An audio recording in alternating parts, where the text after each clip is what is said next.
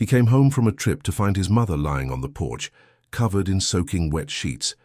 He discovered his wife had been abusing her, erasing her presence as if she had never existed. Consumed by grief, he fought for justice and vowed to never again fail the one who had always loved him. If this story grabbed you, don't forget to subscribe to our channel and tell us what city you're watching from. Let's continue. A light rain had begun to fall over the New York City suburbs as the black sedan passed through the automatic gates of the mansion in Greenwich, Connecticut. Ethan Hayes felt the weight of nearly 2 months of international travel on his shoulders, mergers and acquisitions, deals in Dubai and Miami, negotiations in Lisbon, all to expand his real estate empire. But now, at 5 in the morning, all Ethan wanted was the peace of his own home. The driver cut the engine, and Ethan got out with his briefcase. The silence of the property was absolute, heavy, as if the house itself were holding its breath. He walked up the driveway, feeling the raindrops on his face. The chill of the early East Coast morning cut to the bone. But there was something different in the air today. That's when he heard it, a low sound beneath the patter of the rain. A muffled cry. Ethan stopped, his heart starting to pound. The exterior lights were off. Only the glow from a street lamp allowed him to make out shapes, and it was as his eyes adjusted to the gloom that Ethan saw it. There, on the porch where his mother used to drink her morning coffee while admiring the garden, was a figure lying on the ground.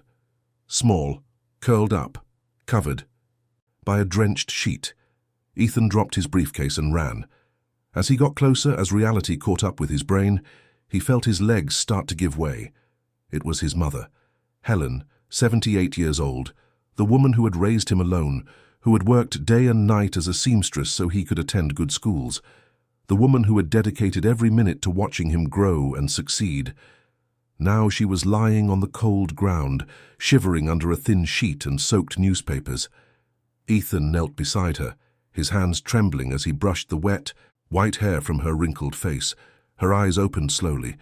For one terrible moment, Ethan saw no recognition in her gaze. There was only fear and resignation.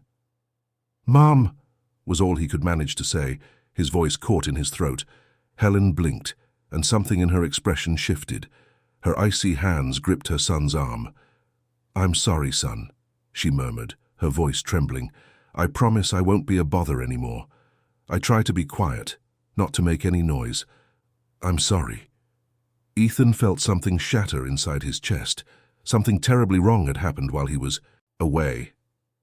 "Mom, what are you doing out here?" he asked, taking off his coat and wrapping it around her trembling body.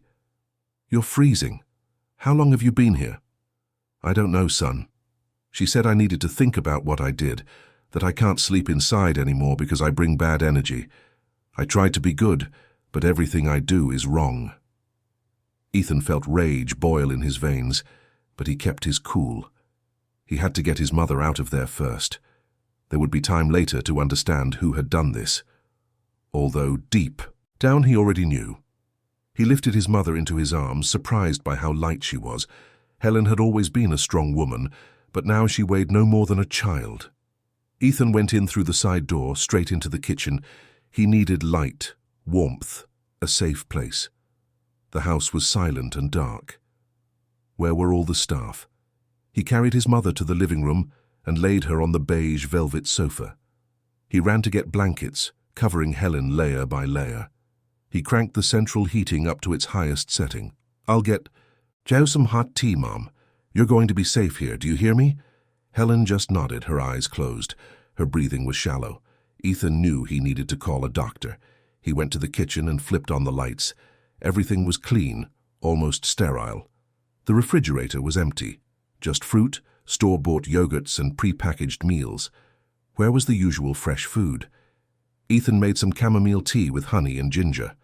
As the water boiled, he noticed the calendar on the fridge door. Where his mother's handwritten reminders used to be, there was now just a new calendar with different handwriting. Veronica's handwriting, Veronica, his wife. The woman he had married 3 years ago, the woman who had promised to take care of everything while he traveled. Ethan brought the tea to his mother and helped her sit up a little, supporting her head as she took small sips. Helen coughed between each sip, as if her body had forgotten how to function normally. "Mom," Ethan said gently, sitting beside her on the sofa. "I need you to tell me what happened. How long have you been sleeping outside?" Helen looked at her son with eyes full of tears she was trying to hold back. "I don't want to cause any trouble, son. You work so hard. You're always so tired. I don't want to be another burden." "You have never been a burden," Ethan said, his voice cracking. "Never. You raised me by yourself, worked day and night for me. This house is your house. It always has been, and it always will be." She shook her head slowly, as if she disagreed but lacked the strength to argue. "She said I was getting in the way, that I talked to myself and scared the guests, that I filled the house with heavy energy. She said it would be better if I stayed outside more in the garden, so I wouldn't bother anyone." Ethan felt his hands clench into fists. "When was this?" "It started about 2 weeks after you left. At first, she just asked me to stay in my room. She said you had asked me to rest more, not to worry about things around the house. I thought it was strange because you'd never said anything like that. But I figured maybe you were worried about my health. Then she fired Maria." "She fired Maria?" Ethan repeated, incredulous. "Maria has worked for us for 15 years. She said you were cutting costs, that you'd hired a meal delivery service. She let Sophia go too, the young woman who helped me with my baths and my medicine. She said I was capable of doing everything myself, that I needed to exercise more." Ethan ran a hand through his damp hair, trying to process it all. Veronica had fired employees without consulting him. She had isolated his mother. And now he was discovering she was forcing the 78-year-old woman to sleep outside in the elements. What else had she done? "And your room, Mom? Why weren't you in your room?" Helen looked down, shame evident in every line of her aged face. "She said it needed to be renovated, that there was a leak and mold.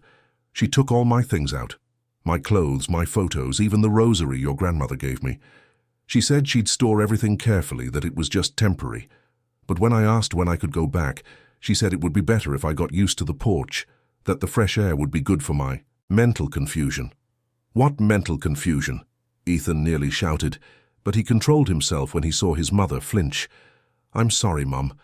I'm not mad at you. I'm just trying to understand. You don't have any mental confusion. You've always been sharp, intelligent. She said I was going senile, that I talked to myself, repeated stories, that it would be better if you didn't even know how bad I was getting because you already had so much to worry about with your business." Ethan got up from the sofa and walked to the window. Outside, the rain continued to fall, washing over the flagstones of the porch where his mother had spent the night. How many nights? He was afraid to ask. "Mum, how many times did you sleep out there?" Helen took a long time to answer. "Every night this past week. Before that, she let me sleep on the sofa in the utility room. But then she said I was messing up the order of the house, that the sofa was starting to smell bad because of me." Ethan squeezed his eyes shut, trying to control the fury that was building inside him like a storm. How had he not seen it? How had he left his mother in the hands of someone so cruel? He prided himself on his business acumen, his ability to read people, to predict market trends, but he had been completely blind to what was happening in his own home. He went back to his mother and knelt in front of her, holding her cold hands in his. "Look at me, Mum. Look me in the eye." Helen slowly raised her face, her tear-filled eyes meeting her son's. "I believe you. Everything you've told me, I believe, and I swear on everything that is holy that this will never happen again. Never again. You will sleep in your bed, in your room. You will have your things back. You will have warm food and proper care, because you deserve it, because you are my mother, and I love you more than any business, any money, anything in this world. Do you understand?" Helen began to cry, silent sobs that shook her frail body. Ethan pulled her into a hug, feeling his mother's warm tears soak his shirt. How many tears had she shed alone while he was closing deals on the other side of the world? How many times had she called out for him in the cold, dark night with no one to answer? They stayed like that for several long minutes, until Ethan felt his mother relax a little in his arms. She was exhausted, her body begging for rest. He settled her back on the sofa, making sure she was warm and well covered. Get some sleep, Mom. I'll take care of everything. You're safe now. Helen closed her eyes, but her hand gripped her son's wrist with surprising strength. Don't leave. Don't go on another trip and leave me with her. I'm not going anywhere, Ethan promised, his voice firm despite the pain he felt. I'm never leaving you again. He waited until he was sure his mother had fallen asleep. Then, moving carefully so as not to make a sound, Ethan began to walk through the house. He needed to see the extent of what Veronica had done with his own eyes. His mother's room was on the ground floor, down the hall that led to the back of the house. It was a spacious room with large windows overlooking the garden. Ethan remembered when he had decorated that room especially for her, right after building the mansion. He had chosen every piece of furniture with her comfort in mind, in the colors she liked, with the natural light she loved so much. When Ethan opened the door to the room, his stomach turned. The room was completely empty. There was no bed, no dressers, nothing. The walls, once decorated with family photos and paintings his mother had collected over a lifetime, were bare. The plush carpet that covered the floor had been ripped out, leaving only the cold hardwood. Even the curtains had been taken down. It was as if his mother had never existed there, as if someone had systematically tried to erase any trace of her presence.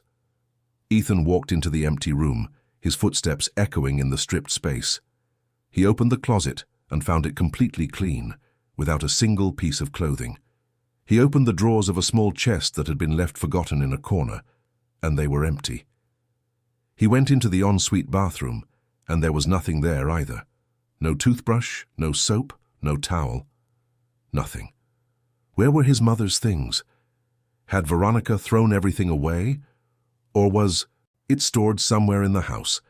Ethan had to find out. He left the room and began to walk through the other rooms of the mansion. The house had 3 floors and was over 10,000 square feet. There were plenty of places Veronica could have hidden Helen's belongings. He passed through the formal dining room, where the 12-person rosewood table gleamed under the crystal chandelier.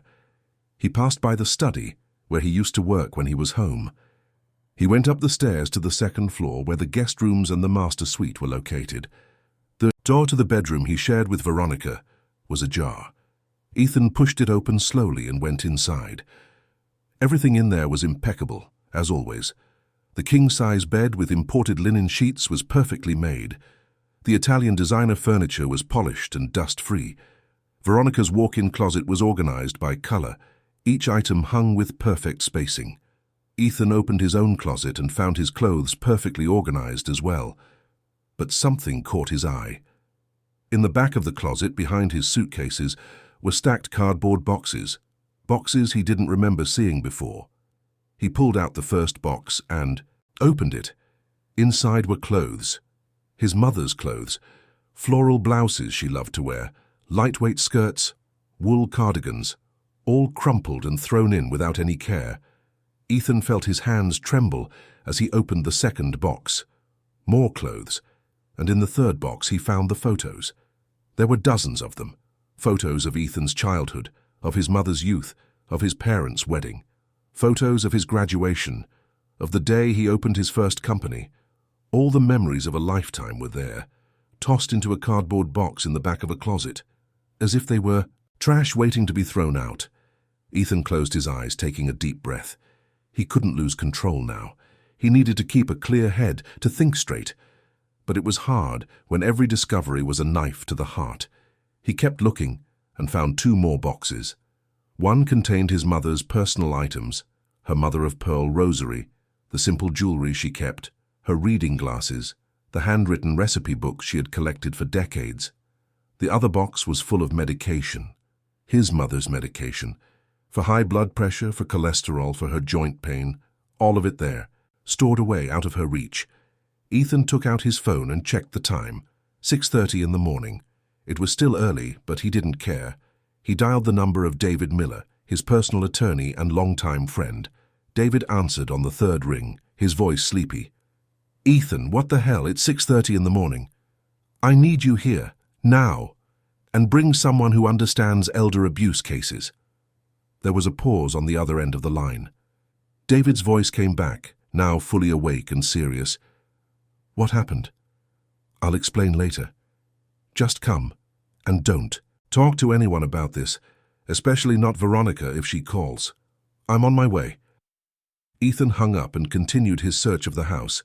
He needed more information, more evidence, because now he knew this wasn't just neglect.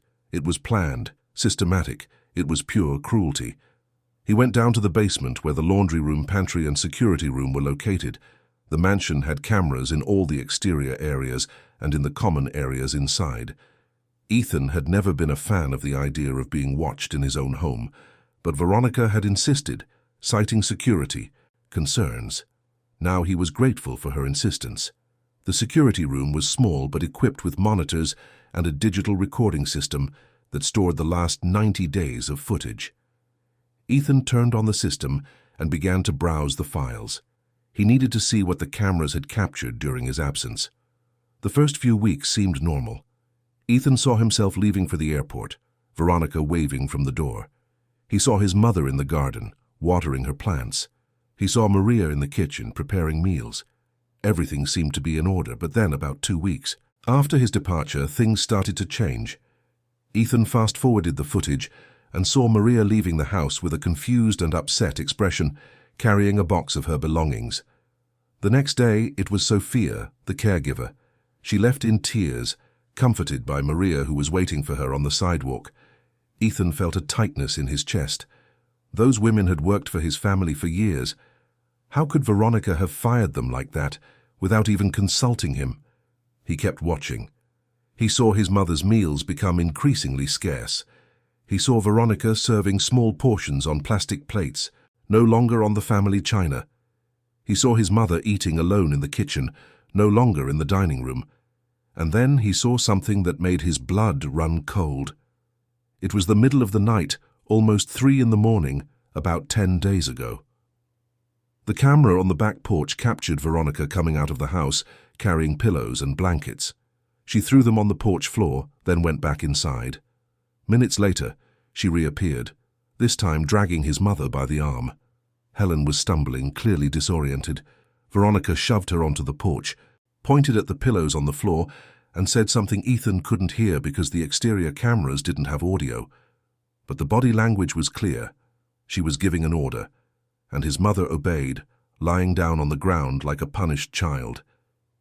Ethan had to stop the video. He got up from the chair and paced, trying to control the nausea rising in his throat. How?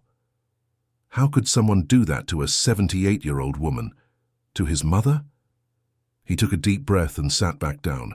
He had to see everything. He had to know the full extent of the horror that had taken place under his roof. The footage continued, each clip worse than the last. He saw Veronica throw a plate of food on the kitchen floor and point at it, clearly telling his mother to eat from there. He saw her pull Helen by the hair when the elderly woman didn't move fast enough. He saw her lock the bathroom door, forcing his mother to ask for permission to enter. Ethan saved all the videos to a flash drive. They were proof, irrefutable proof of what Veronica had done. He looked at the clock. Again, 7:15 in the morning. He needed to get back to his mother. But first he had one last thing to check. Ethan went up to the second floor and to the small office Veronica used for her personal projects. The door was locked, which was strange. Veronica never locked doors inside the house. Ethan got the set of spare keys he kept in his own study and tried each one until he found the one that opened that door. Veronica's office was obsessively organized. Every pen had its place, every paper was filed in a color-coded folder.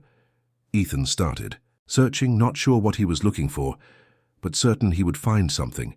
He found it in a locked desk drawer. Documents, lots of documents, property transfer agreements, power of attorney forms, even a draft of a petition for conservatorship. A conservatorship over him, Ethan Hayes. The document alleged that he was emotionally unstable, a workaholic to the point of losing touch with reality, and that he needed a guardian to manage his assets. Ethan read and reread that document, disbelief giving way to understanding. Veronica wasn't just being cruel to his mother.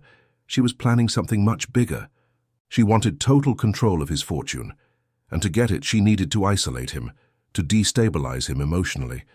And what better way to do that than through the person he loved most in the world? The pieces of the puzzle were starting to fit together in a macabre way. Veronica knew that if Ethan found out what was happening to his mother, he would be devastated.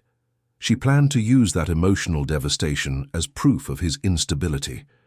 She planned to paint a picture of him as a man who worked obsessively, neglected his family, and was on the verge of a nervous breakdown.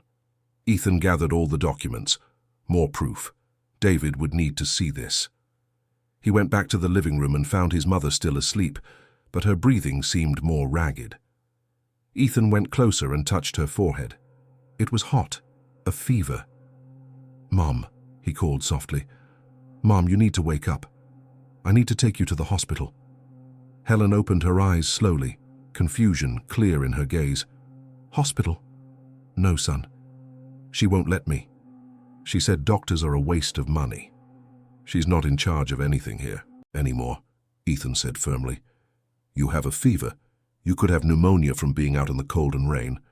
I need a doctor to examine you." But Helen gripped her son's arm tightly, panic taking over her face. "If I leave, she'll send me away when I get back. She'll say I can't stay here anymore. Please, son, don't send me to a strange place." Ethan's heart broke. His mother was so scared that she would rather be sick than risk being kicked out of her home. What had Veronica done to her to instill such terror? "I promise." "That won't happen," Ethan said, making sure to look his mother in the eye as he spoke. "You're not going anywhere. This is your house. It always has been, and it always will be. But you need medical care. I'll call Dr. Morris to come here, okay? He can examine you at home." Helen relaxed a little, nodding weakly. Ethan picked up the phone and called the family doctor, explaining the situation briefly. Dr. Morris, who had known Helen for years, said he would be there in 30 minutes. While he waited, Ethan made more tea and managed to convince his mother to eat a few pieces of toast with jam. She ate slowly, as if she had forgotten how to chew. Each bite seemed to take an immense effort. The doorbell rang at 8 o'clock sharp.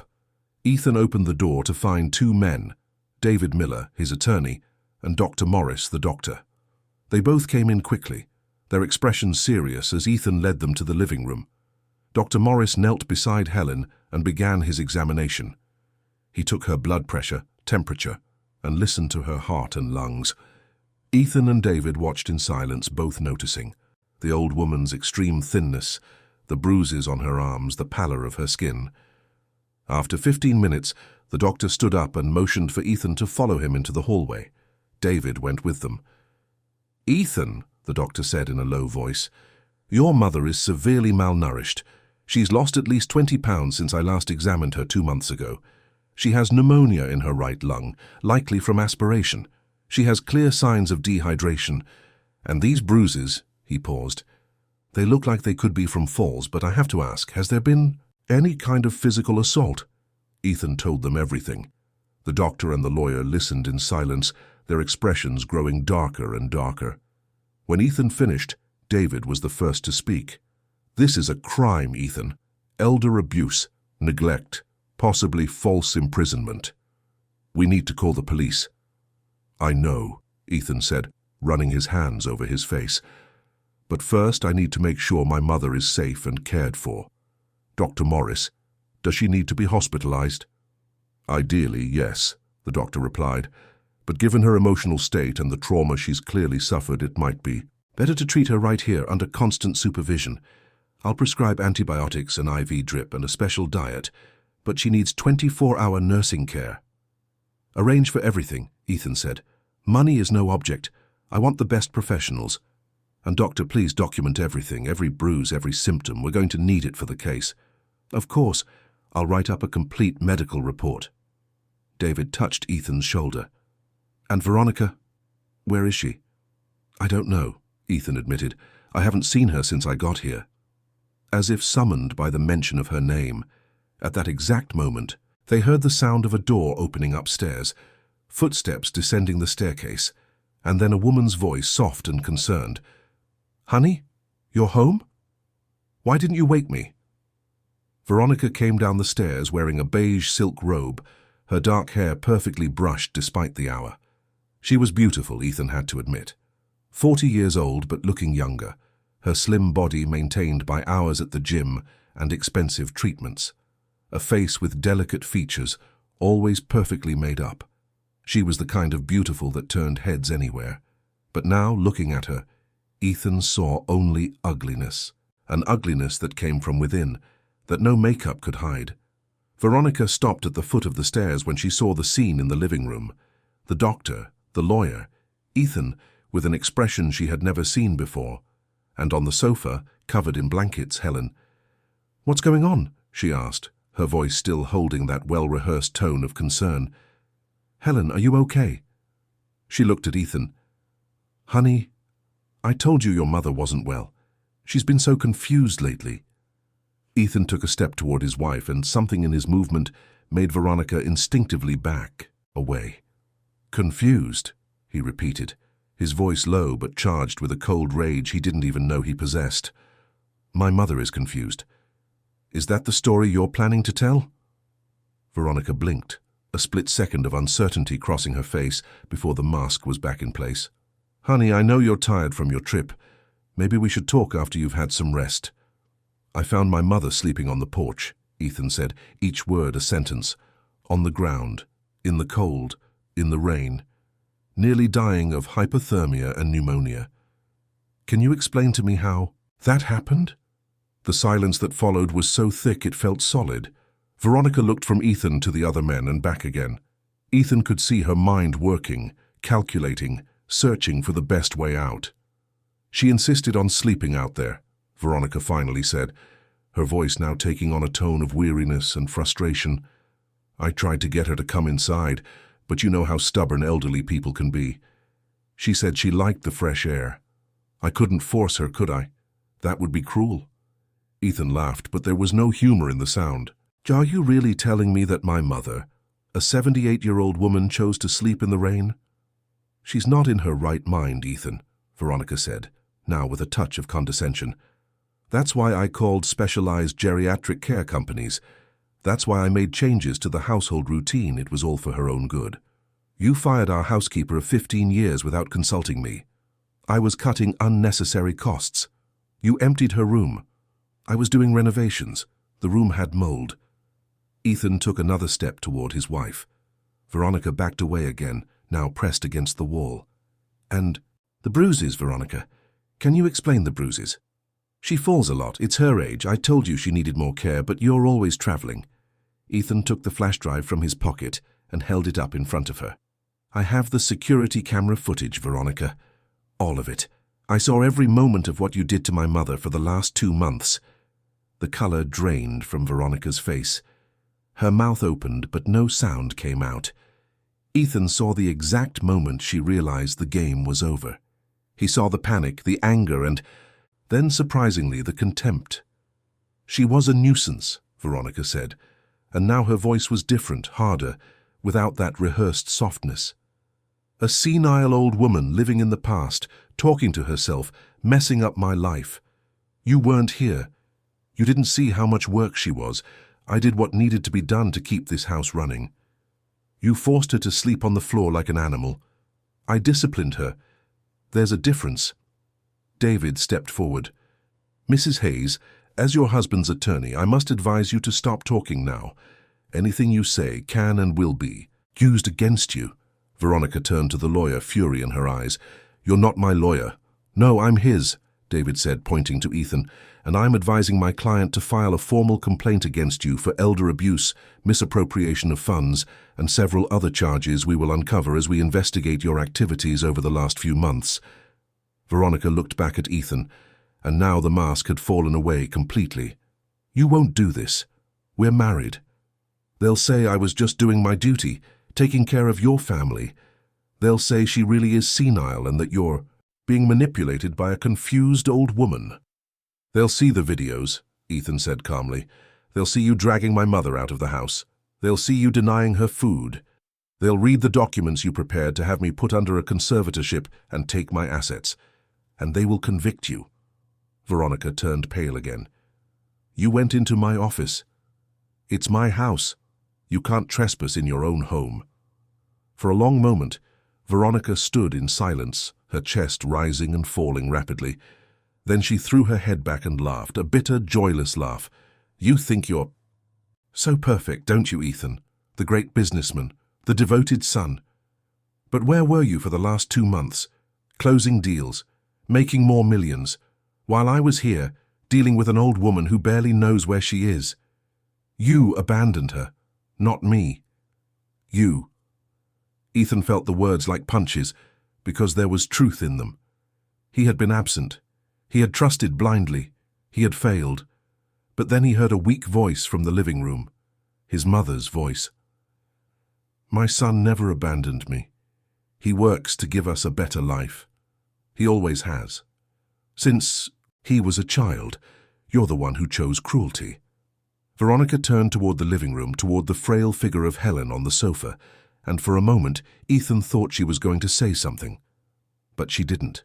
She just shrugged, went up the stairs, and slammed the bedroom door. Ethan looked at David. I'm kicking her out of the house today. Easy, David said. We need to do this the right way. I'll file for an emergency protective order. The judge can order her to leave immediately. But we can't just throw her out. That would be illegal. Then do it fast.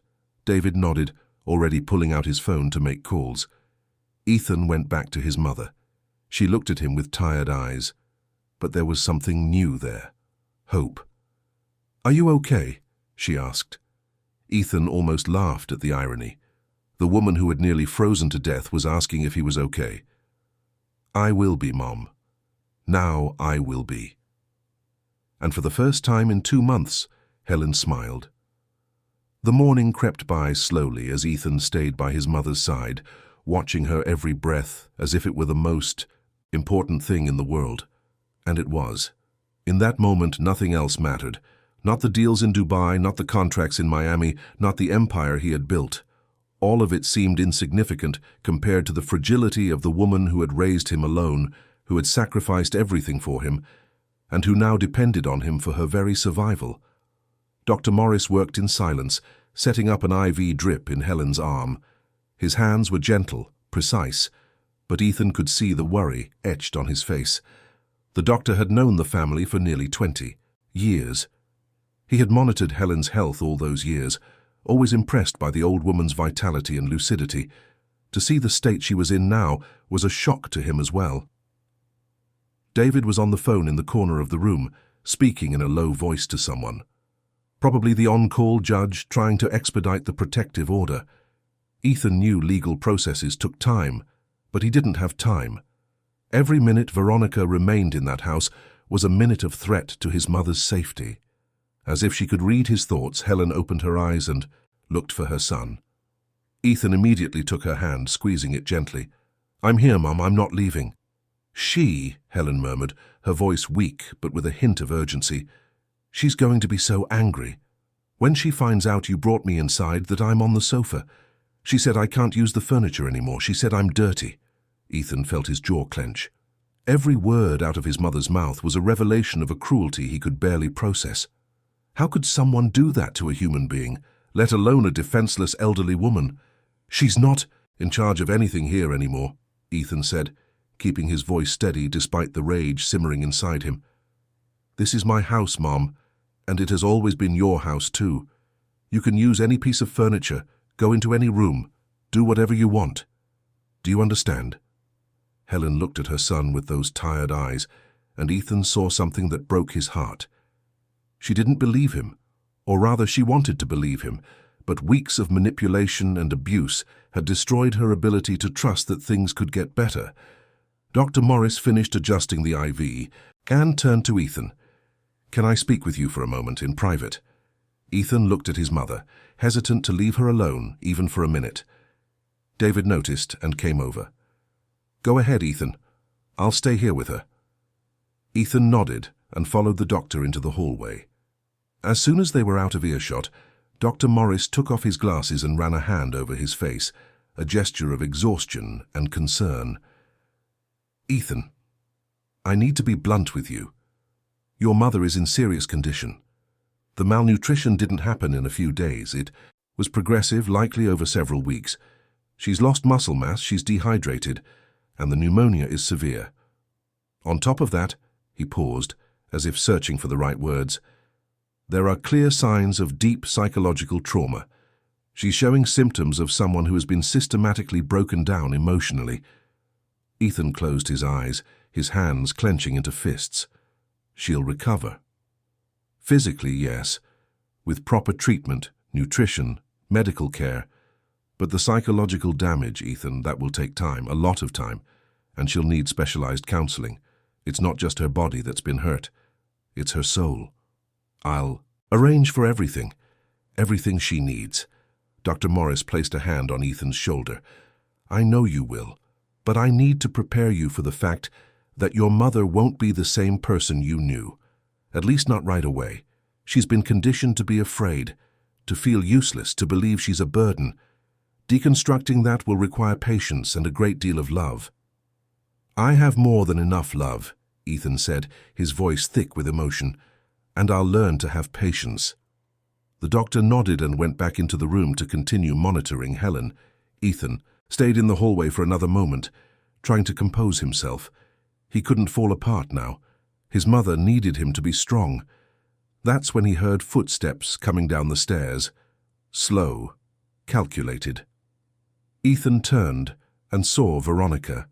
She had changed out of her robe into an elegant silk pantsuit. She was wearing makeup, perfume, with every hair in place. The perfect image of a sophisticated socialite. But Ethan now saw through the facade. He saw the coldness, the cruelty, the manipulation. We need to talk, Veronica said, her voice low but firm. Alone. We have nothing to talk about. I have rights, Ethan. I'm your wife. You can't just kick me out of my own home. My home, Ethan corrected, taking a step toward her. This house is in my name. Every brick, every piece of furniture, every square inch is mine. And you lost any right to be here the moment you put my mother on the floor to sleep like an animal. Veronica had the audacity to roll her eyes. You're being dramatic. Your mother needs boundaries. She was becoming impossible to deal with. Impossible to deal with, Ethan repeated, his voice low but charged with fair dangerous intensity. A 78-year-old woman who dedicated her entire life to raising me was becoming impossible to deal with. How interesting.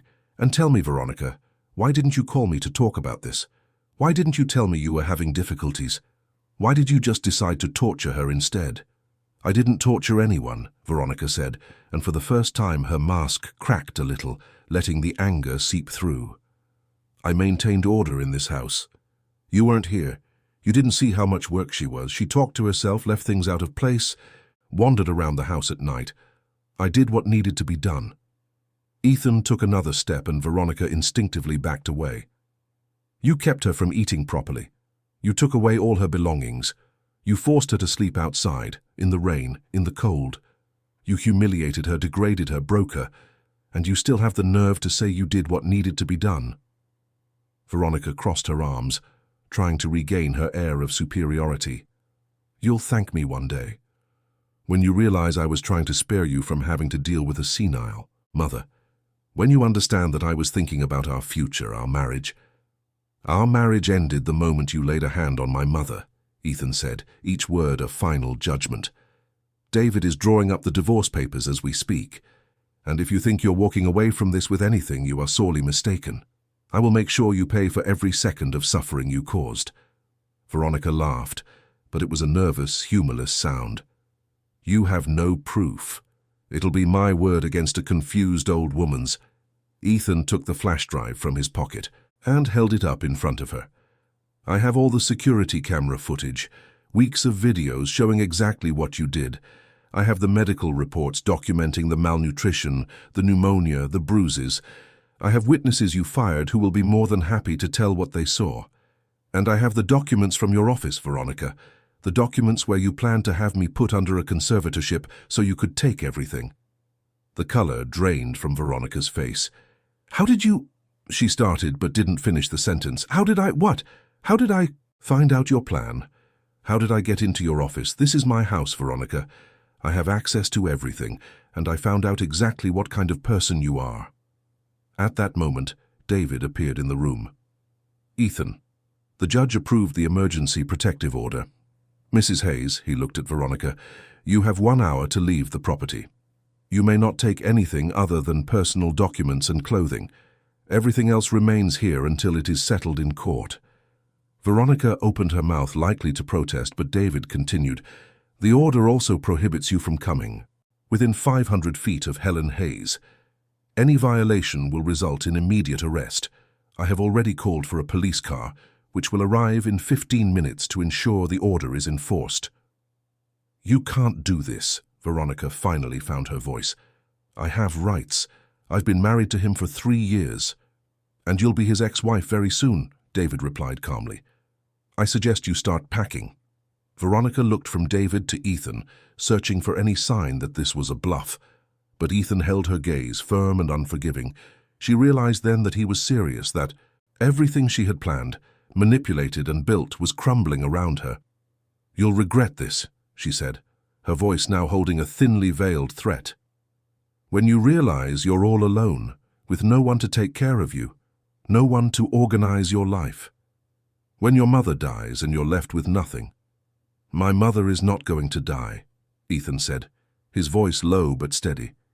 "And as for being alone, I'd rather be alone 1,000 times over than be with someone like you.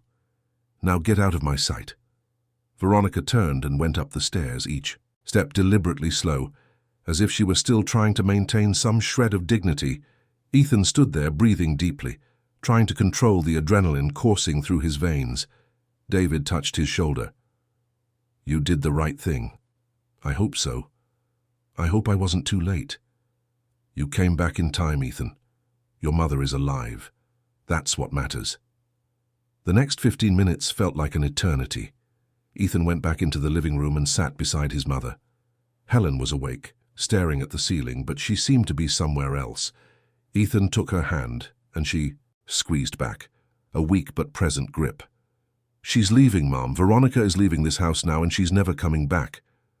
Helen turned her head to look at her son. Really? I have a court order. She can't come near you anymore." For a long moment Helen said nothing. Then, slowly, a tear rolled down her cheek. It wasn't a tear of sadness. It was one of relief. Ethan gently wiped it away with his thumb. "It's over, Mom. It's all over." When the police car arrived, Ethan met the 2 officers at the door. He explained the situation, briefly showed them the court order, and led them to the room where Veronica was finishing packing 2 suitcases. She looked at the officers with a mixture of indignation and humiliation. "This isn't necessary," she said, trying to keep her voice calm. "I can leave on my own." "It's standard procedure, ma'am," one of the officers replied politely. "We need to ensure the court order is followed and document your departure." Veronica picked up her suitcases and walked toward the door. As she passed Ethan, she stopped for a second. "You'll find out," she said quietly, "just for him to hear that I'm not the only villain in this story. Ask your mother about the things she said to me. Ask her about the money she wanted me to siphon off for her.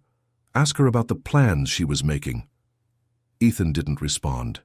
He knew it was just another attempt at manipulation, at planting seeds of doubt. Veronica was an expert at that. She left the house, escorted by the police officers. Ethan stood at the door until he saw her car leave the property. Only when the gates closed behind the vehicle did he allow his shoulders to relax. David came up to him. "We need to talk about the next steps, the formal charges, the divorce proceedings, the division of assets." "Later," Ethan said. "Right now, I need to take care of my mother." "I understand. But Ethan, there's something you need to know. I made a few calls while you were dealing with Veronica. I found Maria and Sophia, the employees she fired." "That's right. They want to talk to you. They have important information about what happened here, things the cameras didn't capture." Ethan nodded. "Ask them to come over today, if possible." David gave an affirmative gesture and went back to his phone calls. Ethan returned to the living room. Dr. Morris was writing something on a notepad. "How is she?" Ethan asked. "Stable for now. The IV is helping with the dehydration. The fever is starting to come down with the antibiotics, but she needs constant monitoring for the next few days. I recommend hiring nurses for 8-hour shifts. I'll leave you a list of trusted professionals. Do that. And doctor, My mother will need a psychologist too, right? A psychiatrist, actually. Someone who specializes in trauma. I know an excellent professional. Dr. Cecilia Mendez. She works with abuse cases and can help your mother process what happened. Please get in touch with her. Dr. Morris nodded and continued his notes. Ethan sat down next to his mother again. Helen had her eyes closed, but he knew she wasn't sleeping. He could tell by her breathing, by the way her hand squeezed his from time to time. "Mom," Ethan said softly. "Maria and Sophia are coming over. Do you remember them?" Helen's eyes shot open, and Ethan saw fear in them. "They're going to blame me. They'll say it was my fault. They got fired." "No, Mom, they know it wasn't your fault. They want to see you. They want to help." "I missed Maria so much," Helen admitted, her voice trembling. "Her cooking. The way she talked to me while she cooked, and Sophia too. She was so patient when she helped me with my bath." Ethan felt his chest tighten, the small things his mother had lost, the comforting routines, the familiar faces. Veronica had taken all of that from her, had isolated her completely. "They can come back if you want. Maria can start cooking for us again. Sophia can. Come back to help you, if that would make you happy." Helen nodded, silent tears streaming down her face. Ethan wiped them away one by one, his own vision blurring. 2 hours later, the doorbell rang. Ethan went to answer it and found 2 women at the door. Maria, a sturdy woman in her early 50s with a warm smile, and Sophia, a young woman in her 30s with kind eyes. Both looked anxious. "Mr. Hayes," Maria said, her voice breaking. "How is Mrs. Helen? When David called and told me what happened, my heart nearly stopped. Please come in. She's in the living room." The 2 women entered, and when they saw Helen on the sofa, covered in blankets and hooked up to an IV, they both started to cry. Maria was the first to approach, kneeling beside the sofa. "My dear," she said, taking Helen's free hand. "What did they do to you?" Helen opened her eyes, and upon seeing Maria, her face lit up in a way Ethan hadn't seen in a very long time. "Maria, you came back. I never wanted to leave Mrs. Helen. She fired me. She said Mr. Hayes didn't have the money to pay me anymore, that the company was going bankrupt. I didn't believe her, but she threatened me. She said if I told you anything, she would make sure I never found work in this town again." Sophia came closer, her own tears falling freely. "It was the same with me, Mrs. Helen. She said you didn't need me anymore, that you were fine, but I knew it wasn't true. I tried to come back once, 2 weeks after she fired me. I knocked on the back door, the one to the kitchen, but she saw me on the cameras and came out screaming, saying she'd call the police if I didn't leave." Ethan listened to all of this with growing attention. David was beside him, also mentally noting every detail. "Tell me everything," Ethan said. "Everything you know, everything you saw before you were fired. I need to know the full extent of what happened here." Maria exchanged a look with Sophia, as if deciding where to begin. It was Maria who spoke first. "It started slowly, Mr. Hayes.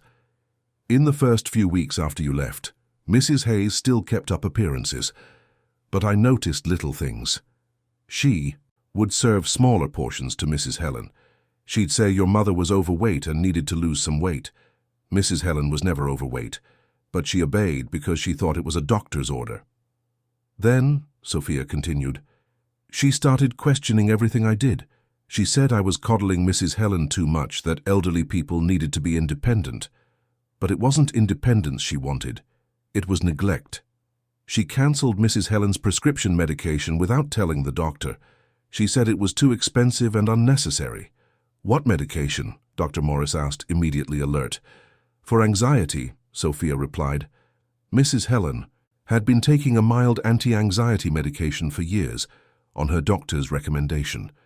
When she stopped taking it, she started getting more nervous, sleeping poorly, and Mrs. Hayes used that as proof that she was going senile. Ethan felt sick. Veronica had deliberately sabotaged his mother's mental health to justify her cruel treatment. Maria continued. "One day, about a month after you left, I was in the kitchen making lunch when I heard shouting. I went to see and found Mrs. Hayes shoving Mrs. Helen against the wall. She was screaming that your mother was useless, that she couldn't do anything right. Mrs. Helen was crying, apologizing, but she didn't even know what she was being accused of. And you intervened, Ethan asked. I tried. I told her it was abuse, that I was going to tell you. That's when she fired me on the spot. She said I was making things up, that I was crazy. She gave me 15 minutes to get out of the house or she'd call the police. Sophia picked up the story. It happened to me 2 days later. I was helping Mrs. Helen with her bath when Mrs. Hayes came into the bathroom. She started screaming that your mother was taking too long, that she was wasting water. She pulled Mrs. Helen out of the shower before she was even done rinsing off. Your mother slipped and fell. That's how she got that big bruise on her thigh. Ethan looked at his mother, who confirmed with a nod. Another piece of the puzzle fell into place. The bruise the doctor had noticed wasn't from an accidental fall. It was a direct result of Veronica's violence. After you left, Ethan said, do you have any idea what happened? Maria took a deep breath. I have a cousin who works at the house next door. She told me a few things she heard, screaming in the middle of the night. She saw Mrs. Helen in the garden a few times, very early, as if she had slept out there.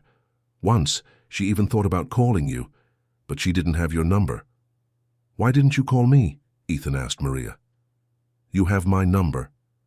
I did call, Mr. Hayes, Maria said, her voice trembling, 3 times, but I could never get through to you. Someone always answered and said you were in a meeting. They'd asked me to leave a message, but the messages never got to you. I found out later that Mrs. Hayes had instructed your assistant to block my calls. Ethan closed his eyes. Of course. Veronica had thought of everything.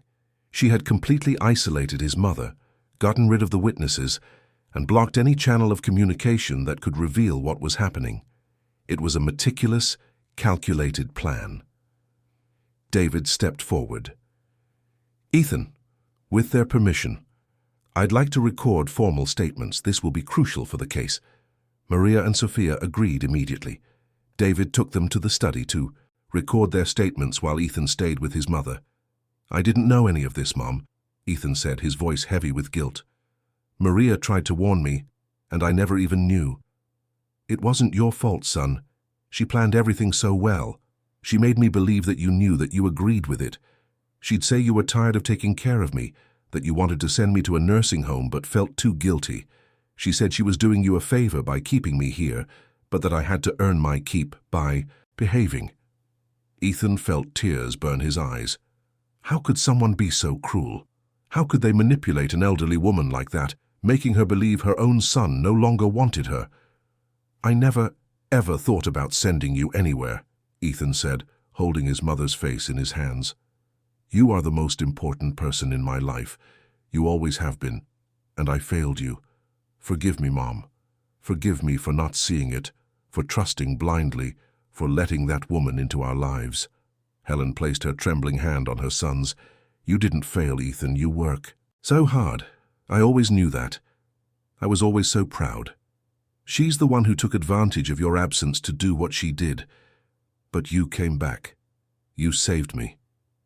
I came back too late. You came back in time. Helen repeated the words David had said earlier. I'm alive. I'm here. And now I know I'm safe. Ethan hugged his mother gently, careful not to hurt her or disconnect the IV. They stayed like that for several long minutes, until Dr. Morris quietly approached. Sorry to interrupt, but Mrs. Helen needs to rest. Her body has been through a lot of stress. Sleep will help her recover. Ethan agreed and helped his mother get more comfortable on the sofa. You can sleep, Mom. I'll be right here the whole time. I'm not leaving your side for a second. Helen closed her eyes, and within minutes her breathing became more regular, indicating she had fallen asleep. Ethan remained seated beside her, holding her hand, as if with that simple gesture he could transmit all the safety and love she needed. David returned from the study after nearly an hour. The statements were recorded, documented, signed.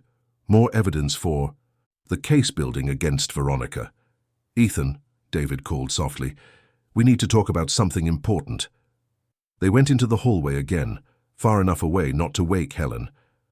I found more things in Veronica's office, David said. She's been siphoning money from your account for months. Small amounts, nothing you would notice right away, but they add up to almost $200,000. Ethan wasn't surprised.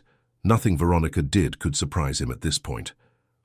More than that, David continued, she was in contact with a lawyer who specializes in conservatorships. The emails show she was building a case against you, claiming you suffered from a pathological work addiction that impaired your judgment. The plan was to have you put under a conservatorship, take control of your assets, and then, eventually, have your mother committed to a permanent psychiatric facility.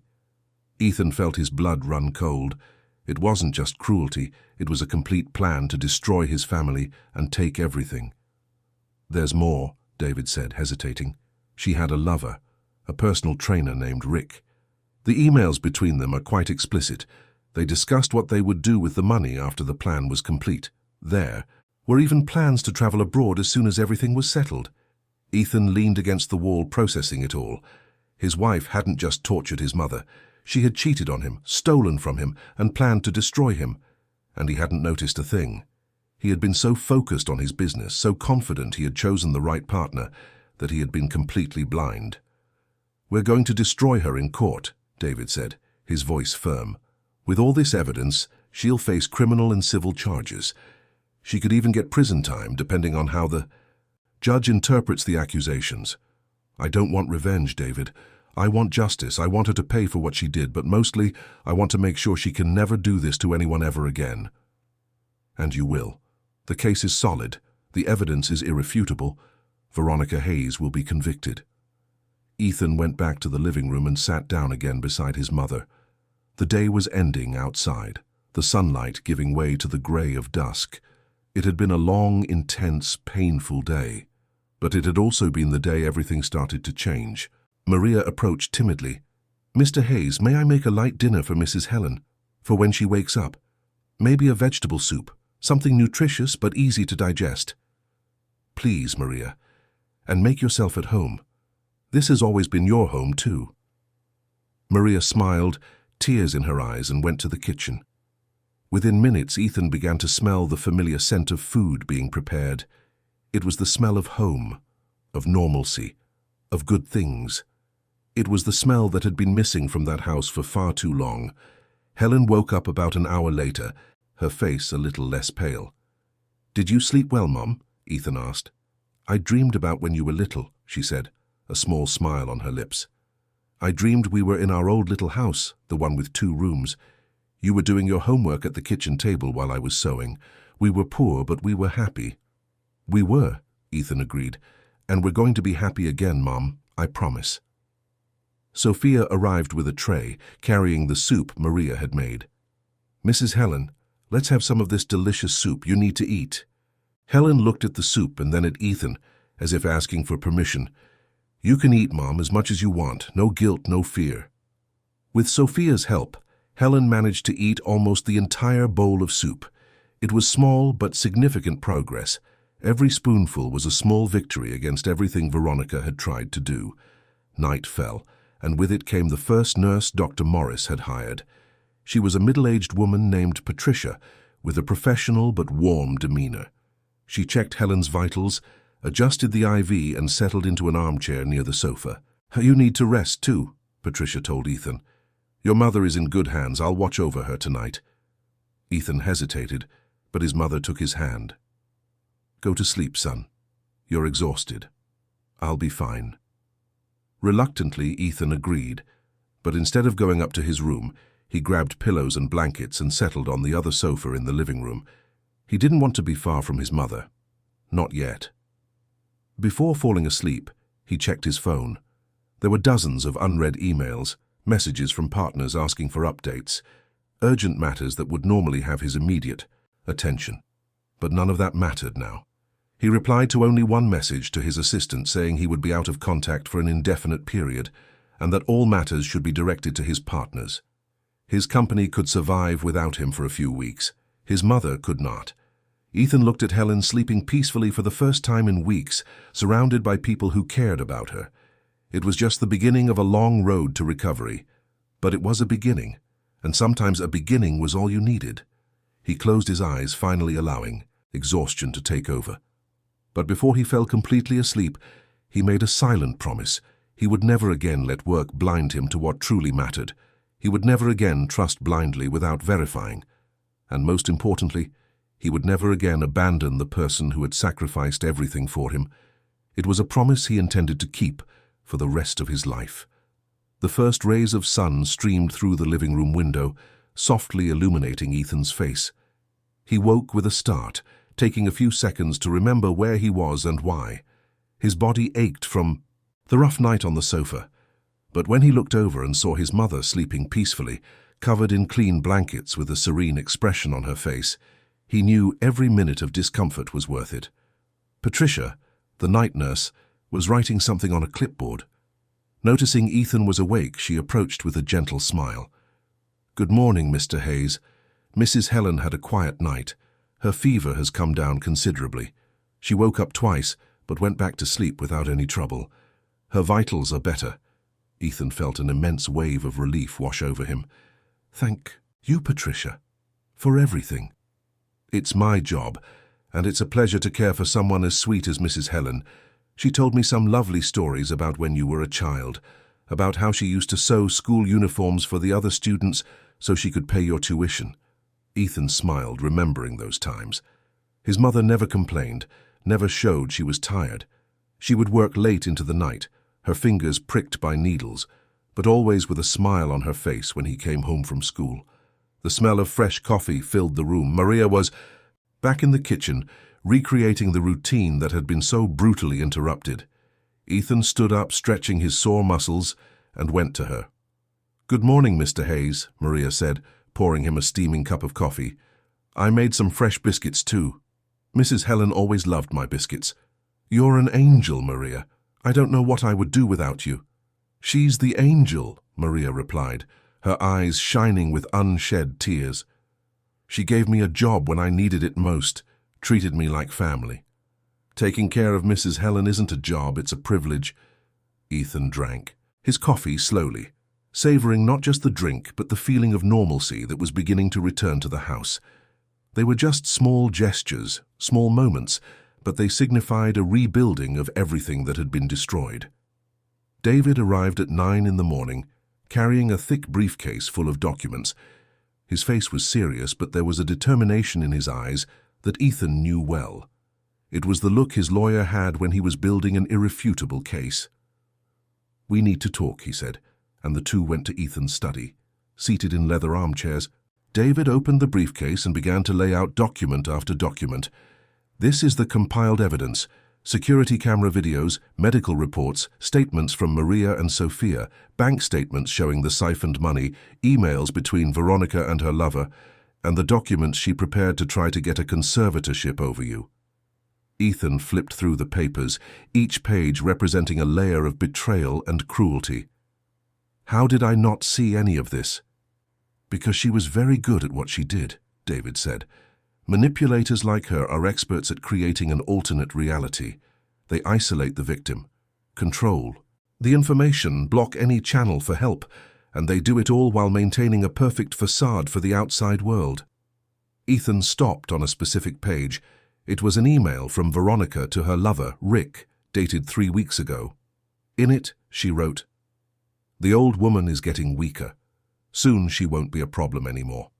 Ethan is so buried in his business, he doesn't even notice his mother is practically invisible here. A few more months and we'll have everything. The pool, the trips, the freedom. We just have to be patient." Ethan felt nausea rise in his throat. Veronica had planned everything with calculated coldness. It wasn't an act of momentary anger or frustration. It was a long-term strategy to slowly destroy his mother, hoping she would simply fade away. "There's more," David said, pulling out another document. "I looked into Veronica's past. Before she met you, she was involved in another relationship, a real estate developer, 20 years older than her. He died 4 years ago, and Veronica inherited a considerable sum. His family tried to contest the will, claiming manipulation, but they didn't have enough proof." "Are you saying she might have done this before?" "I'm saying there's a pattern. She seeks out successful men, gains their trust, isolates them from their families, and eventually takes everything. In the previous case, the man was ill, so it was easier. With you, she had to be more creative. And I handed my mother over to her, Ethan said, the guilt weighing like lead in his chest. You trusted her. There's no crime in trusting someone. The crime is hers, Ethan. Don't blame yourself for what she did. But Ethan couldn't help it. Every revelation was a stab to his conscience. He had been foolish, blind, arrogant. He thought he could have it all, success in business and a perfect personal life, without realizing he was building an empire on quicksand. What's the next step? Ethan asked, trying to focus on what he could control. The formal complaint has been filed. The police have opened an investigation into elder abuse, misappropriation of funds, and attempted fraud. Veronica has been summoned to give a statement tomorrow. The divorce proceedings are underway, with a petition to nullify any claim to assets acquired during the marriage, and I got an order to freeze all the accounts she had access to. Good. I want her to pay for everything. She will, Ethan. Justice will be served. When David left, Ethan went back to the living room. Helen was awake, sitting up with Patricia's help, sipping a chicken broth that Maria had prepared. Seeing her son, her face lit up. Good morning, son. I slept so much. It's been so long since I've slept like that. Ethan sat beside her, watching as she held the spoon with trembling but determined hands. Every movement was an effort, but also a victory. Are you feeling better? I am. My whole body still aches, but it's different. Before it ached from cold, from fear. Now it aches from exhaustion, from recovery. It's a pain that makes sense. Ethan took his mother's free hand. Mom, I need to ask you something. Why did you never try to call me? I know she blocked Maria's calls, but you have my number. Helen looked down, shame evident on her face. She took my cell phone. She said I was spending too much on international calls, that you had asked her to control it. I believed her. And later, when I didn't have the phone anymore, she would say that you called all the time to ask about me, but that I was the one forgetting our conversations. I started to doubt my own memory. Ethan felt anger and sadness in equal measure.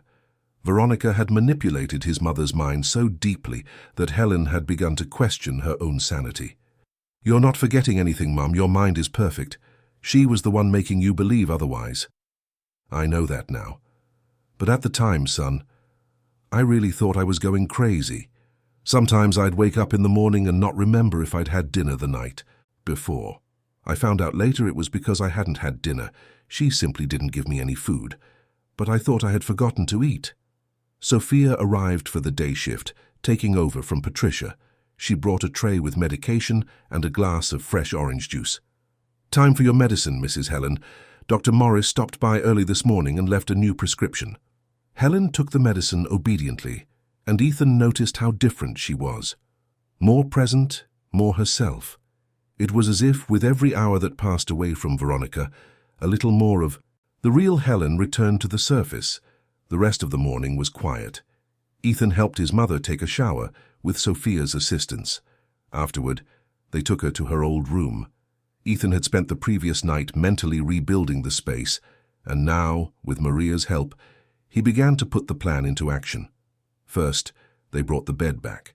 A king-size bed with a new mattress, soft sheets, and a down comforter. Then, the curtains that had been removed were reinstalled. The furniture Veronica had taken out was brought back from the garage where she had hidden it. And finally, Ethan opened the cardboard boxes from the closet and began to return each object to its rightful place. The photos went back on the walls. The clothes went back in the closet. The recipe books went back on the shelf. The mother-of-pearl rosary went back on the nightstand. Each item was a piece of identity being restored, a declaration that Helen had the right to exist, to take up space, to be seen. When Helen saw her restored room, she began to cry. They weren't tears of sadness, but of relief and gratitude. I thought I had lost all of this forever. Never, Mom. You never lost it. It was just stored away, waiting for you to come back. They helped Helen lie down in the bed. She sank into the soft mattress and closed her eyes, a deep sigh escaping her lips. Oh, son, it's been so long since I've felt at home. Ethan covered his mother with the comforter and kissed her forehead. You can rest. I'm here. He sat in an armchair in the corner of the room, watching his mother fall asleep. Sophia came in quietly and placed a cup of tea on the small table beside him. "You're a good son," she said softly. "I'm trying to make up for lost time. It's not about making up for it, Mr. Hayes. It's about being present now. And you are." The afternoon brought an unexpected visitor. The doorbell rang, and Maria went to answer it. She returned to the room with a puzzled expression.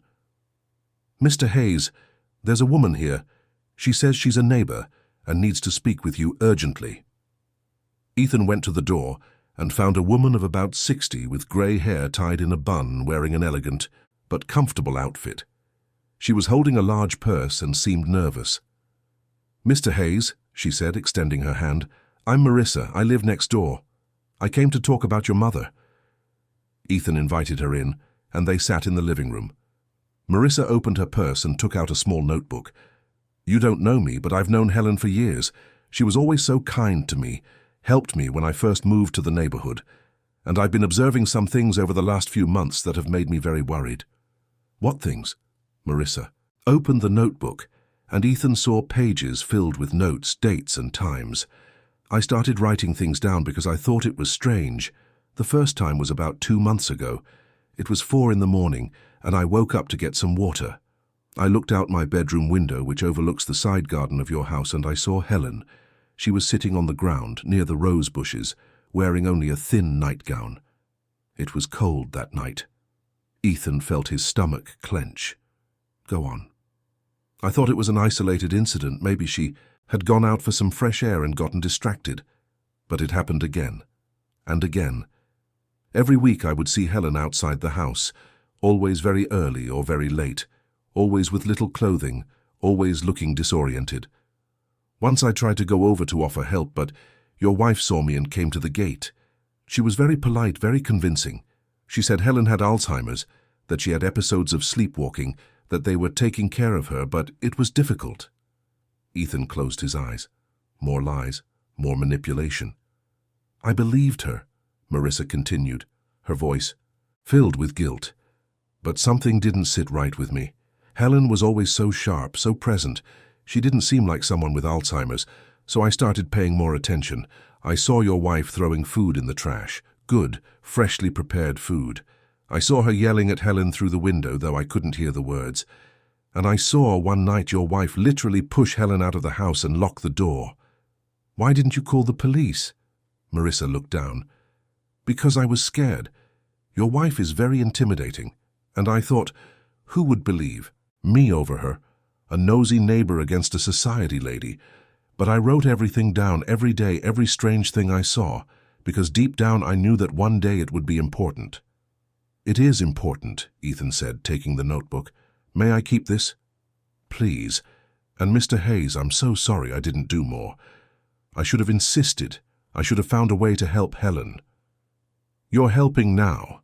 This notebook is more proof, another witness. Thank you for having the courage to come here." After Marissa left, Ethan gave the notebook to David, who had arrived for another meeting. The lawyer flipped through the pages with growing interest. "This is gold, Ethan. An impartial witness, detailed documentation. This shows a pattern of abuse over time." "How many people knew and did nothing?" Ethan murmured. "Don't think like that. Most people don't want to get involved. They're afraid, they have doubts. The important thing is that now we're doing something." Dr. Morris stopped by late in the afternoon to examine Helen. She was awake, sitting up in bed, talking with Sophia about old recipes. When she saw the doctor, she smiled. "Dr. Morris, it's so good to see you." The doctor smiled back, clearly relieved to see her improvement. "Mrs. Helen, you look so much better. The color has returned to your face. Your eyes are brighter. How are you feeling?" "Tired, but good. For the first time in a long time, good." Dr. Morris did a full examination, checking her blood pressure, temperature, and lungs. "The pneumonia is responding to the antibiotics. The fever is completely gone. If you keep this up, we can take out the IV in a few days. But you need to eat well, take your medicine, and get plenty of rest." "I'll do everything right, doctor. I have my son here taking care of me, and Sophia and Maria. I'm surrounded by love." "That's exactly what you need," Dr. Morris said, putting away his instruments. "Love and care.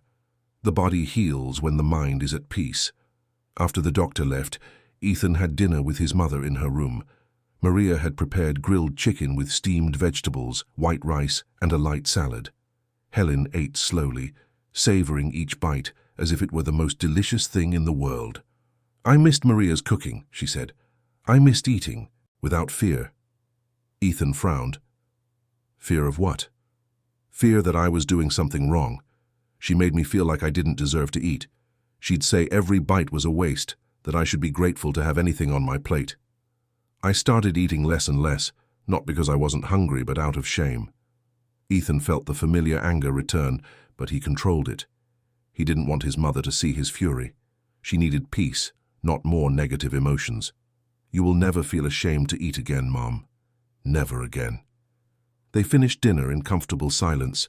Afterward, Ethan helped his mother get settled in bed and turned on the television to a nature documentary channel, something she had always loved to watch. "Son," Helen called as Ethan was about to leave the room.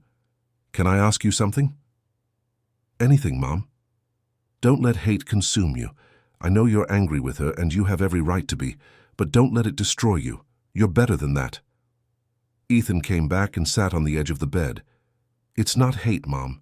It's justice. I want her to pay for what she did. And she will. But after this is over, you need to move on. You can't let her have power over you even after it's all settled. Promise me you'll try." Ethan took his mother's hand. "I promise. For you, I promise." That night, for the first time since he had returned from his trip, Ethan slept in his own room.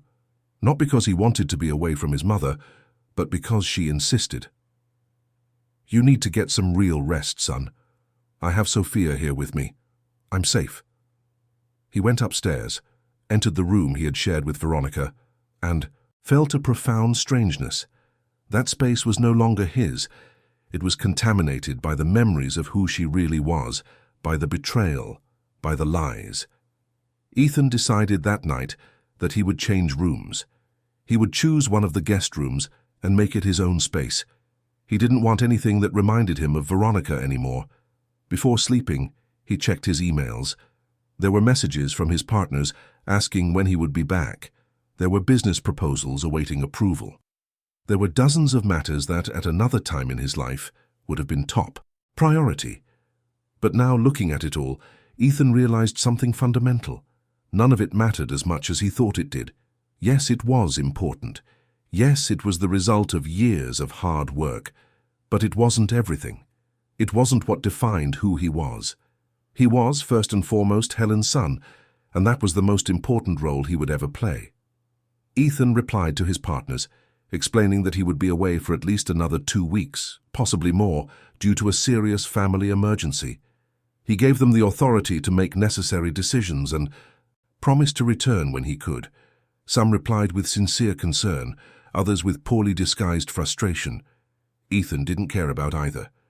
In the morning, he was awakened by a call from David. "Ethan, I need you to come to my office today. Something important has happened." "What is it?" "Veronica's been arrested." Ethan sat up in bed, now wide awake. "Arrested? How?" "She violated the restraining order. She tried to enter your property during the night. The security guards you hired intercepted her and called the police.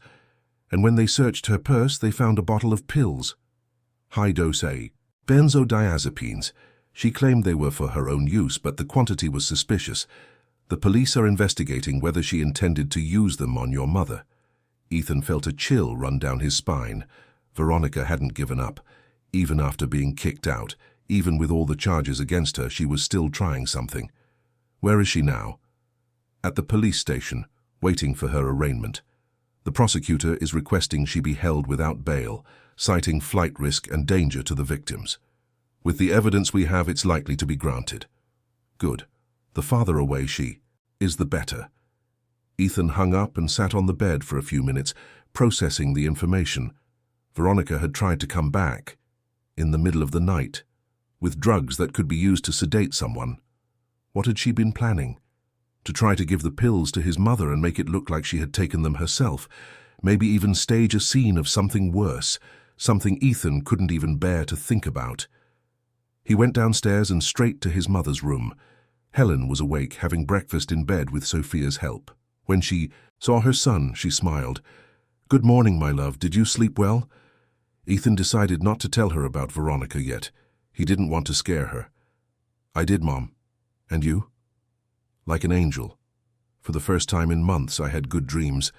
I dreamed of you, as a little boy playing in the yard of our old house." Ethan sat beside the bed, watching his mother eat a piece of toast with butter. She was stronger, more present. With each passing day, more of the Helen he knew returned. It was a slow, gradual, but steady process. "Son," Helen said suddenly, putting her coffee cup aside, "I need to tell you something about her." "You can tell me, Mom." "Once, a few weeks ago, she said something to me that I haven't been able to get out of my head. We were alone in the kitchen, and she was being particularly cruel that day. I had accidentally dropped a glass, and she was furious. She said I was useless, that you were tired of me. And then she said something that chilled me to the bone. She said I was going to have an accident soon, that it would be better for everyone." Ethan felt his blood run cold. An accident. At the time, I thought she was just being cruel, trying to scare me. But now, thinking back, I think she was planning something. I think she wanted me to... Helen couldn't finish the sentence. Ethan hugged his mother, feeling her tremble. "Don't think about that now, Mum. She can't hurt you anymore. She's in jail." "In jail?" Helen repeated, relief evident in her voice. "For real? For real? And she's going to stay away from us forever." Helen began to cry, deep sobs that shook her frail body. Ethan held her, letting her release all the tension, all the fear, all the pain she had held inside for so long.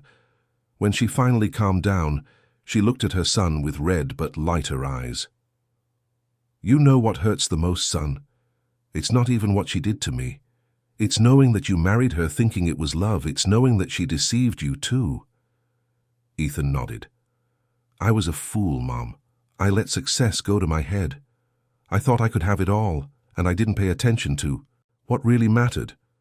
"You weren't a fool, you were human. And now you're here taking care of me, fixing things. That's what matters." Sophia discreetly left the room to give them privacy. Ethan stayed there, holding his mother's hand, in comfortable silence. "Son," Helen said after a while, "what are you going to do now, with the company, with your life?" "I'm going to reorganize my priorities, Mom. The company can run without me being there 24/7. I have competent partners, talented employees. I can delegate more. And I'm going to stay closer to you. I'm going to make up for lost time." "You don't need to make up for anything, Ethan. You just need to be present from now on." "That's what I plan to do." "And what about love? Will you try again?" Ethan thought for a moment. "Honestly, Mum, right now I can't even think about it. But one day, maybe, when I've healed, when I can trust again, but there's no rush." Helen squeezed her son's hand. "You deserve to be happy, Ethan. You deserve to love and be loved. Don't let what she did destroy your ability to trust the good people out there." "I'll try, Mum. For you, I'll try." The rest of the day passed in a quiet routine. Ethan worked a little from his home office, handling only the most urgent issues. He had lunch with his mother, this time in the dining room. Helen had insisted on leaving her room, on occupying the spaces of the house again. Every step she took, though slow and with assistance, was a reconquest. In the afternoon, Dr. Cecilia Mendez, the psychiatrist Dr. Morris had recommended, arrived. She was a woman in her early 50s with short hair and intelligent eyes. She introduced herself kindly and asked to speak with Helen in private. Ethan waited in the living room, anxious. Sophia brought him tea and tried to distract him with conversation, but he could barely pay attention. He wanted to know what the psychiatrist was diagnosing, what she would recommend. After an hour, Dr. Mendez came out of the room and asked to speak with Ethan. They sat in the study. "Mr. Hayes, your mother has suffered severe psychological trauma. What she went through constitutes psychological torture. She was systematically broken, humiliated, isolated. That leaves deep scars. Will she recover? Yes, but it will take time. She needs regular therapy, possibly medication for anxiety and depression, and most importantly, she needs a safe environment, which is exactly what you are providing. The love and care she is receiving now are just as important as any medication. I'll do whatever it takes. I know you will, and I can see you already are. I'm going to prescribe some medication, and I'd like to see her twice a week initially. As she improves, we can space out the sessions. You can count on me. When the doctor left, Ethan went back to his mother's room. Helen was lying down, looking out the window at the garden. "She's kind, the doctor," Helen said. "She didn't make me feel crazy, she just listened." "You're not crazy, Mum. You never were." "I know that now, but there were moments when I really doubted it. It's frightening when someone makes you question your own mind." Ethan sat beside her. "We'll work on this together. You, me, Dr. Mendez. We'll rebuild your confidence, your security." Helen looked at her son with infinite gratitude in her eyes. "How lucky I am to have a son like you. I'm the lucky one, Mom, lucky to have a mother who sacrificed everything for me, and now it's my turn to give back." They stayed like that, in silence, watching the sun begin to set through the window. It was the end of another day, another step on the journey of healing.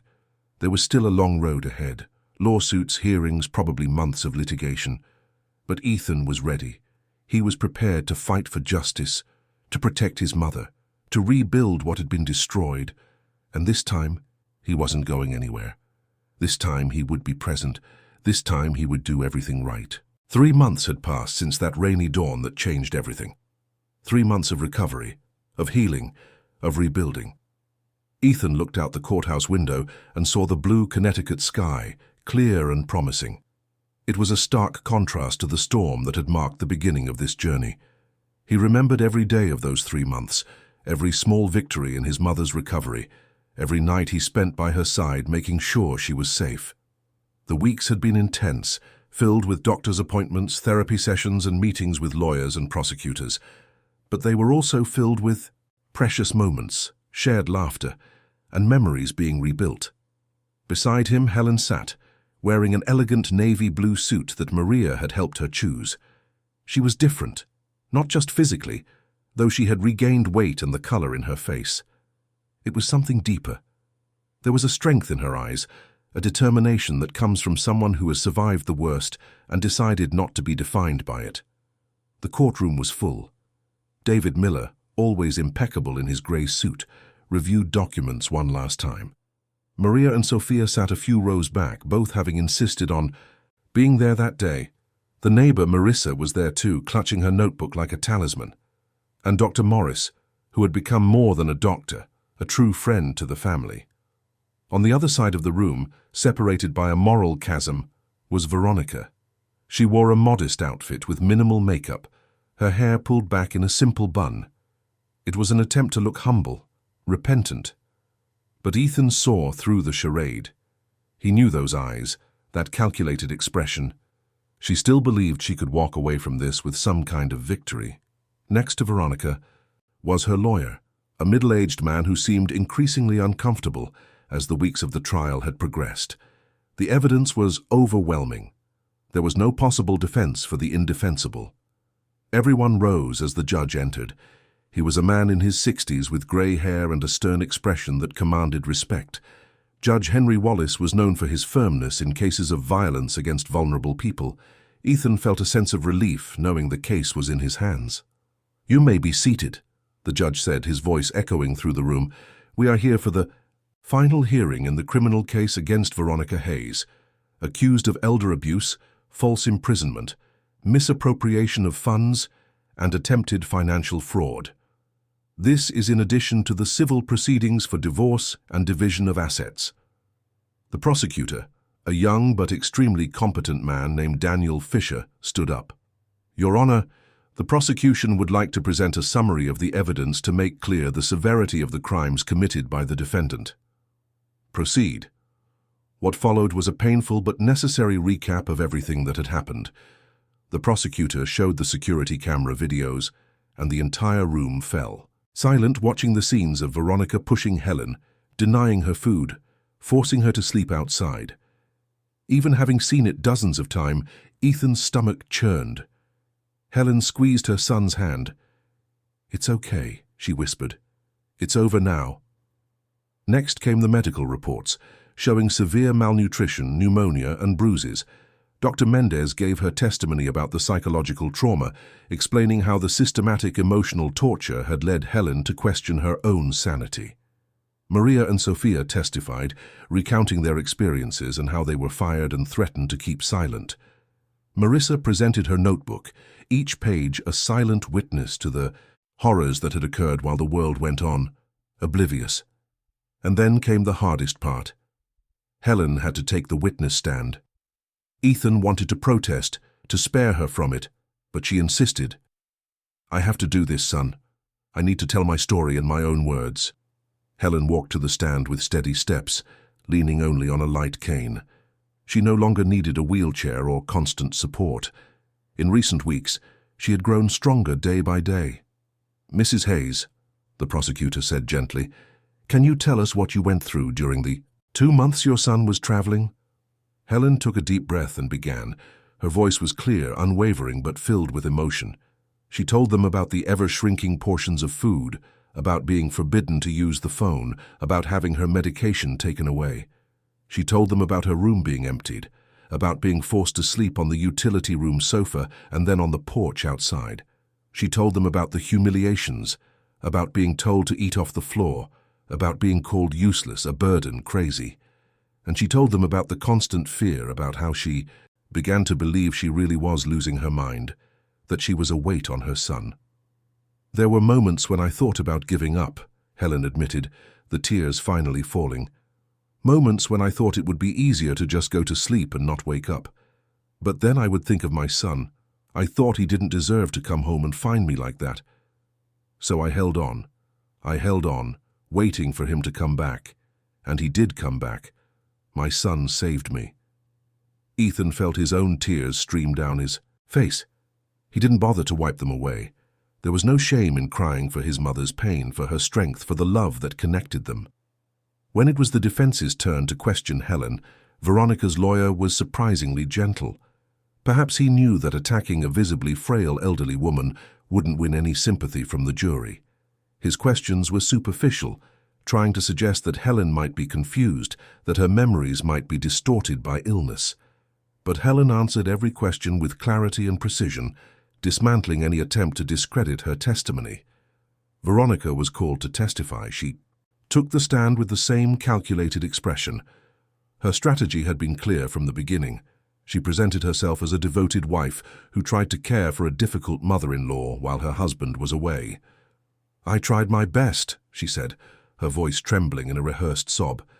Helen was becoming more and more confused. "I was afraid she would hurt herself. I did what I thought was best at the time.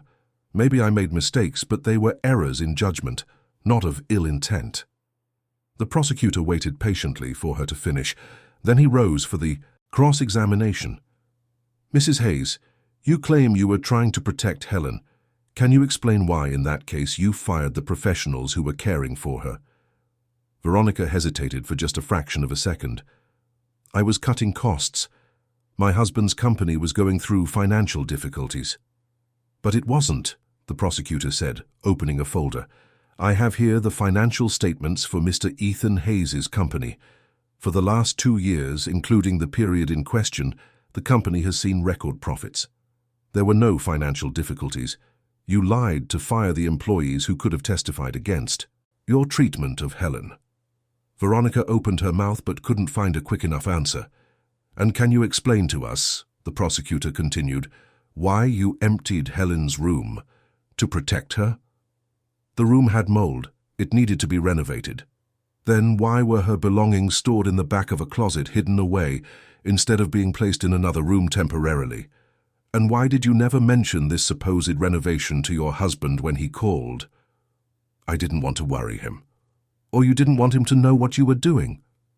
The prosecutor let the question hang in the air. "And the videos, Mrs. Hayes, how do you explain the security camera footage showing you dragging Helen out of the house in the middle of the night? She was having an episode. She needed fresh air." Then why did you lock her outside? Why didn't you stay with her? Why did you leave a 78-year-old woman alone in the cold? Veronica had no answers, or rather, she had no answers that wouldn't incriminate her further. The prosecutor spent the next 20 minutes dismantling her every argument, every lie, every attempt to paint herself as a victim of circumstance. When the testimonies finally ended, the judge called for a 2-hour recess to review all the evidence and prepare his sentence. Ethan took his mother to a private room where they could rest. "That was hard, Mom," Ethan said, offering her some water. "It was necessary," Helen replied. "People need to hear what happened, not just for me, but for all the other elderly people who go through similar things and have no voice. You're incredible, you know that?" Helen smiled, a tired but genuine smile. "I learned from the best. I learned from you, son. Your determination, your strength. It inspired me to be strong too. I just did what any decent son would do. But many don't, Ethan. Many just look the other way. You didn't look away. You acted. You saved me, and now you're helping to bring justice." Maria brought sandwiches and coffee, insisting they both needed to eat. They had lunch in silence, each lost in their own thoughts. Ethan thought about all the changes over the last 3 months, how his life had been turned upside down, how he had discovered what truly mattered. At 2 o'clock they returned to the courtroom. The judge entered, and everyone stood. There was a tension in the air, an almost palpable expectation. "You may be seated," the judge said, opening a thick folder in front of him. "I have reviewed all the evidence presented in this case. I have watched the videos, read the medical reports, and listened to the testimonies. And I must say that in my 30 years on the bench, I have rarely seen such a clear case of premeditated and systematic cruelty." Veronica turned pale but maintained her composure.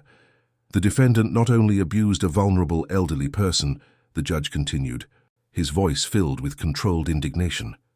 "She meticulously planned to isolate the victim, eliminate witnesses, and manipulate the situation for her own financial gain. This was not neglect. These were not errors in judgment. This was deliberate torture." The silence in the room was absolute. "Veronica Hayes, you are found guilty of all crimes for which you were accused: elder abuse, false imprisonment, misappropriation of funds, and attempted financial fraud. For the severity of these crimes and the suffering caused to the victim, I sentence you to 5 years and 8 months in a state prison." A murmur went through the room. Veronica closed her eyes, her mask finally falling away completely.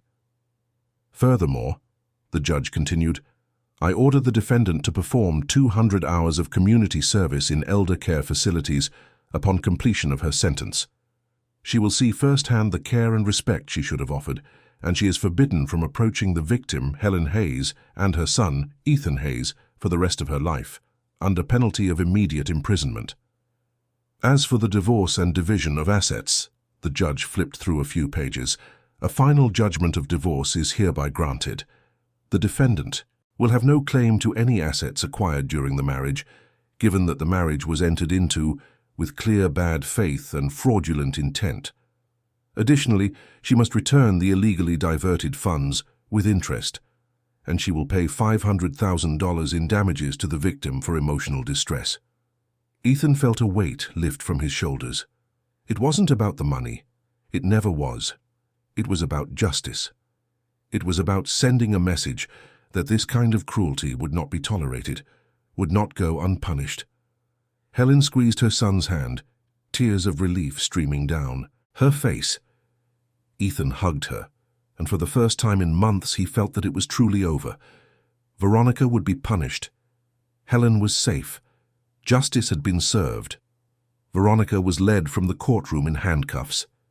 She looked back one last time, her face a mask of rage and defeat. But Ethan didn't feel triumph. He felt only a deep sadness for everything that had happened, for all the suffering that could have been avoided if he had paid more attention, if he had been less trusting, less blind. Outside the courthouse, reporters were waiting. The case had gained media attention, becoming a symbol in the fight against elder abuse. Ethan gave a brief but powerful statement. "My mother survived the unimaginable. She is the strongest person I know. And if there's one thing I want people to take away from this case, it's this: Take care of your elders, pay attention, don't trust blindly, and if you see something wrong, speak up. Don't be silent, because silence is complicity. Helen, beside him, added in a firm voice, and to the elderly who are going through similar situations, know that you have value. You deserve respect, care, and love. Don't accept anything less, and don't be afraid to ask for help. His mother's words moved not only the reporters, but everyone watching. Maria and Sophia were crying openly. Marissa waved from a distance, proud to have contributed to this victory. The following months were about rebuilding on an even deeper level. Ethan completely reorganized his company, promoting partners to positions of greater responsibility and cutting his own workload in half. He discovered, to his surprise, that the company ran just as well as before. The difference was that now he had time to have lunch with his mother every day, time to accompany her to her doctor's appointments, time to simply sit in the garden and talk about life. Helen continued her therapy sessions with Dr. Mendez. Week after week, she processed the trauma, rebuilt her self-esteem, and relearned how to trust. It wasn't a straight line. There were bad days, days when the fear returned, when the memories haunted her. But with each passing day, the good days outnumbered the bad. She started cooking again, something she loved to do. Maria, instead of feeling threatened, was happy to have company in the kitchen. The two developed a beautiful friendship, swapping recipes and stories as they prepared meals that filled the house with delicious aromas. Helen also took up her gardening hobby again. The garden that Veronica had neglected began to flourish under her care. Roses of every color, azaleas, jasmine, every plant that bloomed was a symbol of renewal, of life persisting against all odds. Ethan watched these transformations with a full heart. His mother was no longer the frail, frightened figure he had found on the porch that rainy morning. She was a survivor.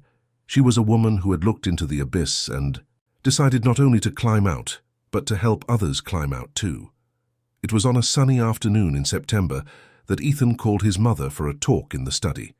Helen entered curiously, noticing that David was there too, along with two other people she didn't know.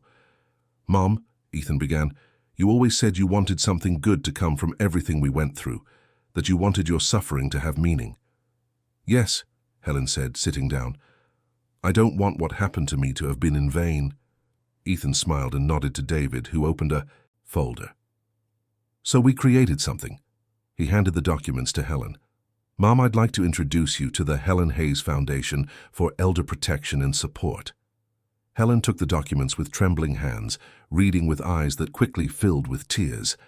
It was a complete foundation, already registered and operational. Its purpose was threefold. First, to provide free legal assistance to elderly victims of abuse. Second, to create safe temporary shelters for seniors who needed to be removed from at-risk situations. Third, to promote awareness campaigns about the rights of the elderly and the signs of abuse. "Ethan," she whispered, "is this real?" "Very real. We already have an office. We've hired a team of specialized lawyers, social workers, and psychologists. And these," he pointed to the two people she didn't know, "are the directors. Dr. Marcia, a specialist in gerontology, and Dr. Paul, a lawyer with 20 years of experience in family law and protecting the vulnerable." "It's an honor to meet you, Mrs. Hayes," Dr. Marcia said. "Your story inspired this project, and it will inspire many others." Helen couldn't hold back her tears. "I don't know what to say." "You don't have to say anything, Mom. You've already done your part. You survived, you fought, you won. Now we're going to use your strength to help others." "Can I be involved?" Helen asked, wiping her tears. "Can I help in some way?" "Of course you can. In fact, we'd like you to be the Foundation's spokesperson, to tell your story at conferences, in campaigns. Of course, only if you feel comfortable. There's no pressure." Helen thought for a moment, then nodded with determination. "I'll do it. I'll tell my story as many times as it takes if it can save even one person." And that's what she did. In the following months, Helen became a public figure in the fight for the rights of the elderly. She gave interviews, appeared on television shows, and spoke at universities and community centers. Every time she told her story, it hurt, but it also healed. because she saw in people's eyes the impact of her words, saw how her courage inspired others to act, to not remain silent. The foundation grew quickly. In 6 months, it had already handled over 200 cases. Elderly people who were being neglected, abused, financially exploited. Each case was treated with seriousness and compassion. Stories that echoed Helen's came in every day. Children who didn't visit their parents, caregivers who mistreated them, family members who siphoned off pensions and social security. And when they couldn't help directly, they referred them to the proper authorities, ensuring no one was ignored. The team worked tirelessly, motivated by Helen's story and the certainty that every life saved was worth all the effort. Ethan changed too, not just externally, though he dedicated much more time to his family. He changed internally. He became more present, more attentive, more human. His partners noticed the difference. His meetings were more focused, more efficient. He didn't waste time on ego or power plays. He focused on what really mattered, on results that benefited not only the company, but the communities where they operated. He began to implement social programs through his company: affordable housing for low-income seniors, free home renovations for families caring for the elderly, partnerships with the foundation to create community centers where seniors could socialize and receive basic health care. In an interview, a journalist asked Ethan what he had learned from it all. He thought carefully before answering. "I learned that success isn't measured by the size of your bank account or the number of properties you own. It's measured by how you treat the people you love, by the difference you make in the lives of others, by the legacy you leave behind. I built an empire, but I almost lost my mother in the process. Now I'm building something different. I'm building meaning." 1 year after that rainy dawn, Ethan and Helen were in the mansion's garden. It was late afternoon, the sun painting the sky in shades of gold and pink. They had just officially opened the foundation's first shelter, a welcoming space that could house up to 20 seniors in at-risk situations. Helen looked more beautiful than Ethan had seen her in years. Her hair, now well cared for, shone silver in the sun. Her face had an expression of peace that only comes from someone who has made peace with their past. She wore a floral dress she had chosen herself, without fear, without shame, without needing anyone's approval. "I'm proud of you, son," she said suddenly. Ethan smiled. "I should be the one saying that about you, Mum." "We can be proud of each other," Helen suggested, taking her son's hand. "You saved me. Then I saved myself, and now we're saving others together. It's a beautiful cycle." "It is," Ethan agreed. "And you know what's most incredible? We didn't let the hate win. We could have let all of that destroy us, make us bitter. But we chose to turn pain into purpose." Helen looked at the garden, at the flowers she had planted, at the house that had once again become a home. "You taught me that. When you were a child, and life was hard, you never complained. You just worked harder. You turned obstacles into opportunities. I'm just following your example." "I think we taught each other," Ethan said, hugging his mother, "and we'll keep learning. Together." In that moment, with the sun setting and the garden full of life around them, Ethan realized something fundamental. He had come back in time, not just physically on that dawn 3 months ago, but emotionally, spiritually. He had come back in time to save his mother, to reconnect with what truly mattered, to rebuild not just a house, but a life with meaning. And Helen, in turn, had discovered a strength she never knew she possessed. She had survived the unthinkable and decided not just to live, but to flourish. Decided to use her pain as fuel to prevent others from suffering the same. Maria called from the kitchen, announcing that dinner was ready. Ethan and Helen walked into the house hand in hand, just as they did when he was a child and she would pick him up from school. Some things never changed. The love between a mother and son, the strength of family bonds, the human capacity to endure and be reborn. Seated at the table, surrounded by Maria, Sophia, and even David, who had been invited. For dinner, they made a toast. "To family," Ethan said, raising his glass. "To second chances," Helen added. "To justice," David complimented. "To the love that heals," Maria finished, and they all drank. That night, after everyone had gone home and Helen was already asleep in her comfortable, safe room, Ethan was alone in the living room. He looked around at the photos on the walls, at the furniture that told stories, at the life they had rebuilt together. Every object in that room had meaning now. They weren't just things, they were symbols of survival, of love, of family. The sofa where his mother had slept that first night, the table where they now had meals together every day, the curtains he had chosen himself to bring more light and joy into the room. He thought of Veronica, serving her sentence. He didn't feel anger, just a deep sadness for everything she had thrown away, for all the bad choices that had led her there. He hoped that, somehow, she would learn something from it all, that she would look at herself with honesty and recognize the harm she had caused. But that was no longer his problem. His problem, his focus, his life was now about building happy memories with his mother, building a foundation that helped others, building a legacy of care, compassion, and justice. Ethan went upstairs and stopped at the door to his mother's room. She was sleeping peacefully, a serene expression on her face. He stood there for a moment, just watching, thanking whatever higher power existed for keeping her alive until he could come back. "Good night, Mom," he whispered. "Sleep well, I'm here, I'll always be here." And with that promise in his heart, Ethan went to his own room.